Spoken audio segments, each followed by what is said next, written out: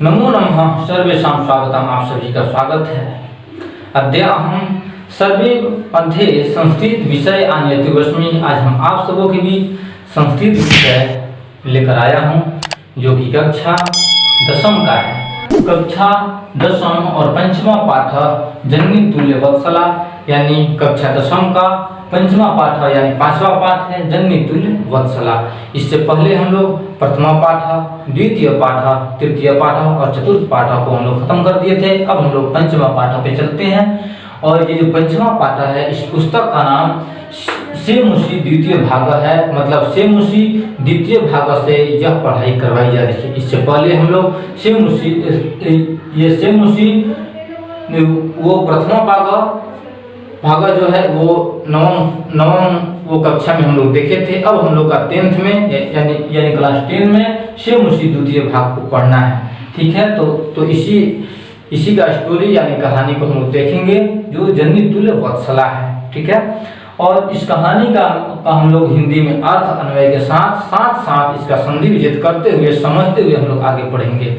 लेकिन यह कहानी शुरू करने से पहले, इसका अन्वय शुरू करने से पहले, इसका संधि विच्छेद शुरू करने से पहले मैं आप सभी दर्शकों, अभिभावकों और छात्र छात्राओं से यह निवेदन करना चाहूँगा कि अभी तक आपने हमारे चैनल को सब्सक्राइब नहीं किया है तो लाल रंग वाले आइकन को दबाकर उसे अभी सब्सक्राइब कर लें। और एक उसके बगल में एक बेल आइकन आएगा, उस बेल आइकन को आप जरूर से जरूर दबाएं। इसको दबाने से होगा क्या कि जब मैं जो भी वीडियो को अपलोड करूंगा वह वीडियो आपके मोबाइल तक आ पहुंचेगा और वह जो वीडियो आएगा वो उसका SMS आपके मोबाइल पे नोटिफिकेशन करके आएगा और उस नोटिफिकेशन के जरिए आप मेरे वीडियो को देख सकेंगे और इसका लाभ ले सकेंगे। चलिए हम लोग चलते हैं। और जननी तुल्य वत्सला जो पाठ है, इसी पाठ को मैं स्टार्ट करता हूँ, शुरू करता हूँ, ये प्रारंभ करता हूँ। लेकिन ये शुरू करने से पहले मैं आपके बुक से फिर अवगत कराता हूँ। देखिए यही आपका बुक है और इसी बुक से यह पढ़ाई करवाई जा रही है। तो हम शुरू करते हैं। जननी तुल्य वत्सला ये 5वां पाठ है। और जननी तुल्य वत्सला का मतलब होता है कि माँ में वात्सल्य की भावना सबसे अधिक होती है। माँ में ममता की जो भावना होती है वो सबसे अधिक होती है। तो उसी पे है। सबसे पहले मैं इस कहानी बताने से पहले मैं फिर आप सभी को इस कहानी का मैं संक्षेप बताता हूँ। एक किसान है, उस किसान के पास 2 बैल होते हैं। कितने बैल होते हैं? 2 बैल होते हैं। और एक बैल जो है बलवान है और दूसरा बैल जो दुर्बल है यानी कमजोर है। तो वह जो है कमजोर बैल है, वह हल में चल नहीं पाता है। ठीक है, तेजी से वह चल नहीं पाता है और वह खेत में बैठ जाया करता है। तो जब वो बैठ जाता है तो जो मजबूत वाला बैल है वो उसको खींचने लगता है। साथ साथ जो किसान होता है वो उसको पीटने लगता है, उसको जोरों से पीटता है। तो इस चीज को जो बैल की माँ है उसका नाम है सुरभि। ठीक है, तो वह सुरभि जो है भगवान इंद्र के पास बैठी रहती है और वहां से देखकर जो ये कष्ट हो रहा है उसके बेटे को, तो वह देखकर रो रही है। और जब वो रो रही है तो भगवान इंद्र जो हैं उससे पूछते हैं कि हे सुरभि तुम क्यों रो रही हो? तो वह इसी सब दुख का चर्चा करती है। और मैं एक बात बता दूं कि अगर एक आदमी का या आदमी हो या जानवर हो, अगर उसके 4 बच्चे हैं और 4 बच्चे में एक दो बच्चा को नालायक है या कष्ट ज्यादा होता है तो उसके प्रति माता और पिता का जो प्यार होता है कुछ ज्यादा ही होता है। ठीक है, जो बच्चे नालायक होते हैं उसकी चिंता ज्यादा होती है, उसके प्रति जो प्रेम होता है वो बहुत ही अधिक होता है। उसी पे ये कहानी है। तो चला जाए हम इस कहानी को देखा जाए। मैं शुरू करता हूँ। प्रस्तुतो अहम पाठ महर्षि वेद व्यास विरचितस्य ऐतिहासिक ग्रंथस्य महाभारत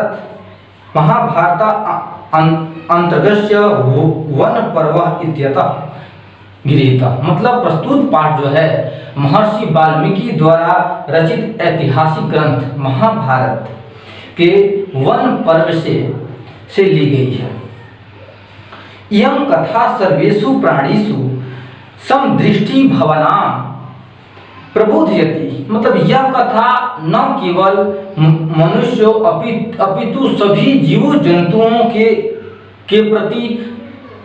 प्रति समदृष्टि भवनाम, समदृष्टि से यानी समान दृष्टि से देखा गया है। मतलब सभी जीव जंतु को और सभी आदमियों को समान दृष्टि से, एक समान दृष्टि से देखा गया है ना, और इसी पे बल दिया गया है।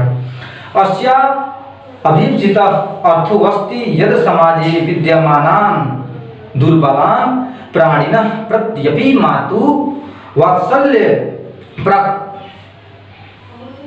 प्रकर्षेणैव भवति, मतलब समाज में दुर्बल लोगों यानी कमजोर लोगों अथवा जीवों के प्रति भी माँ की ममता जो होती है प्रगाढ़ होती है।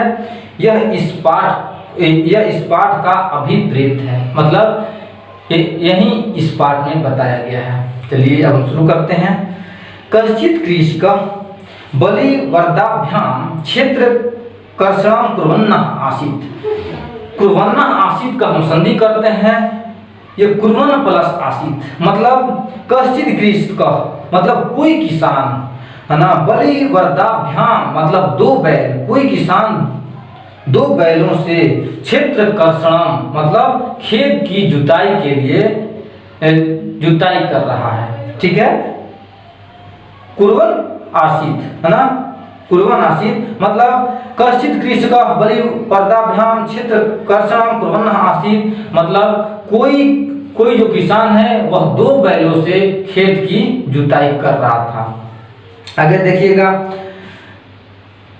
तयो बलिवर्धयो एकः शरीरेण दुर्बलः जवेन गन्तुम् आसक्तः आसीत्, मतलब उन दोनों बैलों में से एक बैल जो था वह शरीर से दुर्बल और तेजी से चलने में असमर्थ था। मतलब वो दोनों बैलों में से एक जो बैल था वह कमजोर था, दुर्बल था, वह तेजी से नहीं चल सकता था।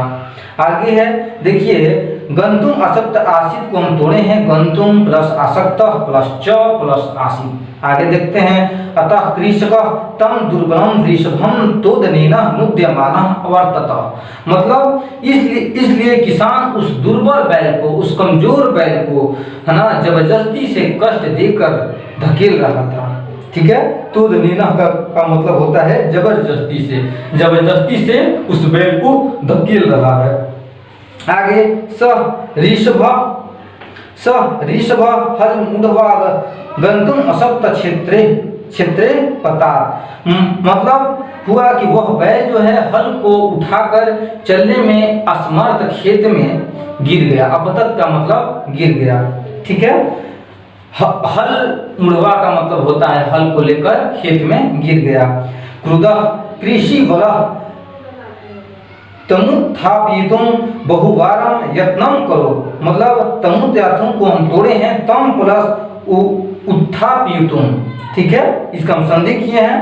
तो ये आपका हो गया कि ये जो क्रोधित किसान था, किसान जो है वो जब नीचे बैठ गया तो जो किसान था वो गुस्सा गया, क्रोधित हो गया।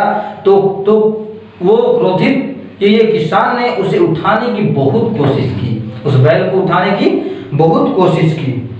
अब देखिएगा,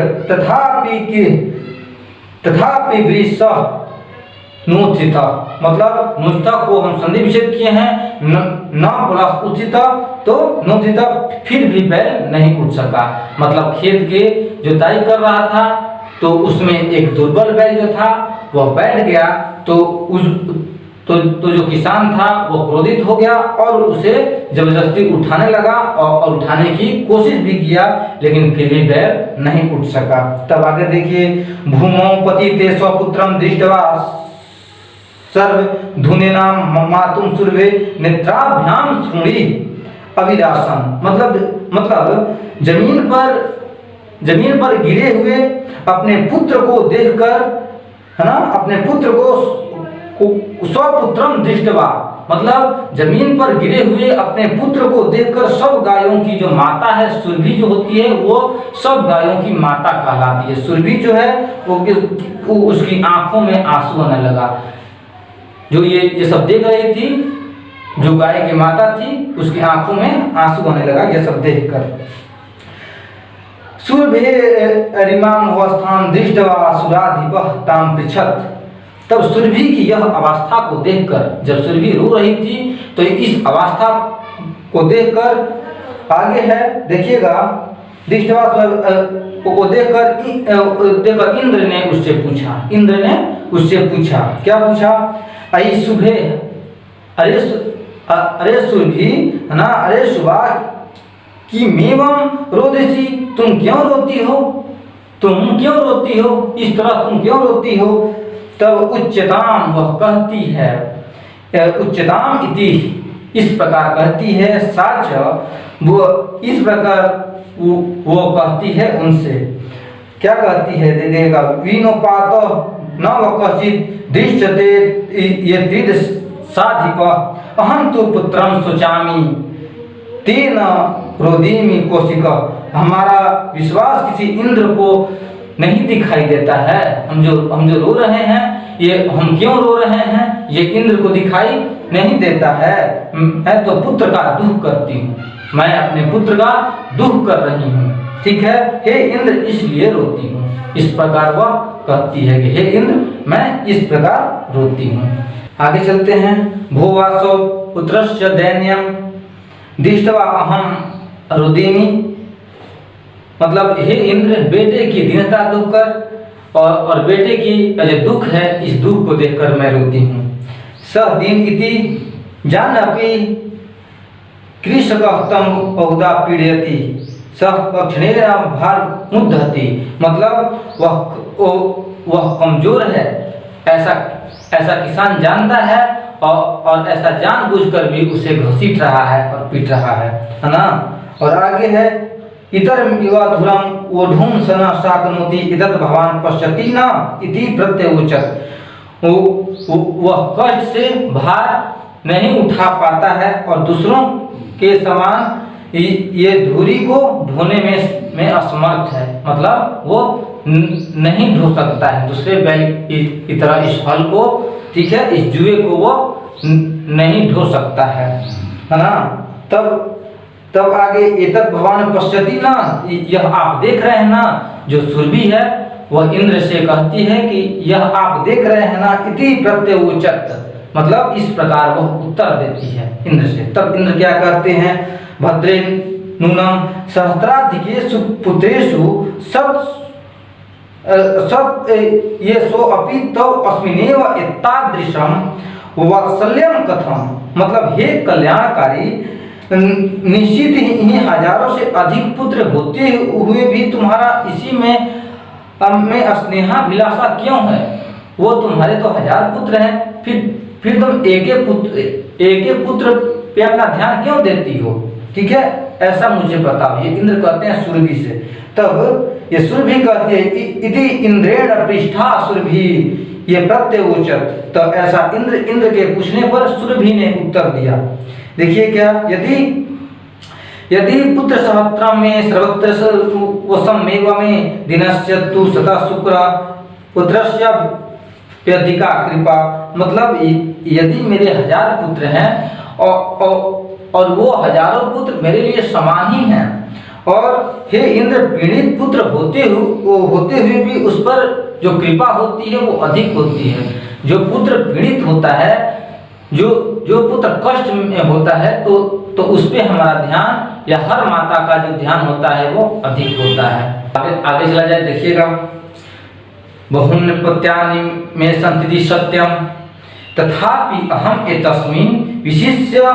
तस्मिन् पुत्रे विशिष्य आत्म वेदना अनुभवामि यतो ही अन्योभ्यो दुर्बला, मतलब सत्य है कि मेरे बहुत सारे संतानें हैं। आप ठीक कह रहे हैं कि मेरे बहुत सारे पुत्र हैं, तो भी मैं इस पुत्र में विशेषकर आत्म वेदना जो है वो अनुभव करती हूँ, क्योंकि यह दूसरों से दुर्बल है, यह दूसरों से यह जो है कमजोर है, और सभी संतानों में माँ का समान प्यार होता है। सभी संतानों में माँ का जो प्यार होता है वो समान ही होता है। तथापि दुर्बले सेतु मातुम अभ्यधिका कृपा सहजेव इति, मतलब फिर भी कमजोर पुत्र पर माँ की जो कृपा होती है कुछ ज्यादा ही होती है। सुरभि वचनम श्रुत्वा भृशं विस्मितस्य अखंडस्य अपि, मतलब ये मैं संधि किया हूँ, ये एक बड़ा वर्ड था, एक बड़ा शब्द था, ठीक है। अपि हृदय अद्रवत, तो सुरभि की बात सुनकर अत्यधिक आश्चर्यचकित जो इंद्र हैं वो हो जाते हैं और उनका जो हृदय होता है वो पसीज उठता है। इसके बाद क्या कहते हैं, देखिए, सच तमेवं सांत्वं गच्छ वत्से सर्वभद्रं जायेत, मतलब और उसने उसको दिलासा देते हैं, वो मतलब जो इंद्र हैं उस सुरभि को दिलासा देते हैं और कहते हैं कि जाओ पुत्री, सब तुम्हारा कल्याण है ना, सब तुम्हारा कल्याण है। इसके बाद वो आगे क्या होता है, देखिए, अचिरा देवा चंडवातेन मेघर वैश्य सह प्रवर्ष समझायत, मतलब जल्द ही तेज हवा से ये बारिश होना शुरू होता है और जो बादल है वो बादल का गर्जन होने लगता है और बारिश स्टार्ट होता है, ठीक है। तब लोकानाम पश्यताम एवं सर्वत्र जलोपल्लव संजाता, देखते ही देखते सभी जगह जल से भर जाता है ना, देखते ही देखते जब बारिश होती है तो बहुत ज्यादा बारिश होने लगती है और देखते देखते सभी जगह पानी ही पानी हो जाता है। कृषक हर्षाति रेकेण कर्षण विमुख वृषभो नीत्वा गृहं का, तो इस बार अत्यधिक खुशी से जोतने वाला जो किसान था, जो बहुत खुश होकर खेत को जोतता था, वह विमुख हो गया, वह दुखित हो गया और दुखित होकर अपने दोनों बैलों को लेकर घर चल दिया, ठीक है।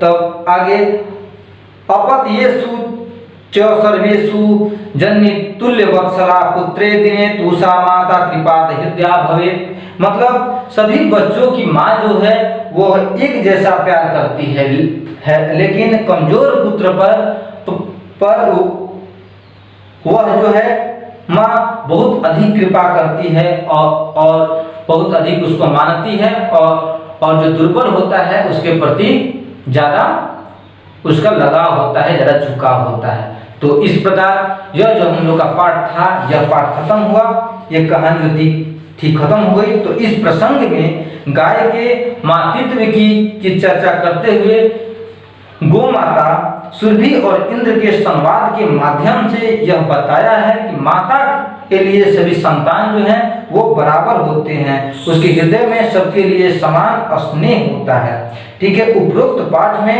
मानवीय मूल्यों की पराकाष्ठा दिखाई गई है। यद्यपि माता के हृदय में अपने सभी संतानों के प्रति समान प्रेम होता है, पर कमजोर संतान के प्रति कुछ ज्यादा ही प्रेम होता है। यही इस पाठ में बताया गया है और इस तरह जो पाठ है यह खत्म होता है। मैंने इस पाठ का संधि करते हुए, अन्वय करते हुए आपको अच्छे तरह से समझाया है।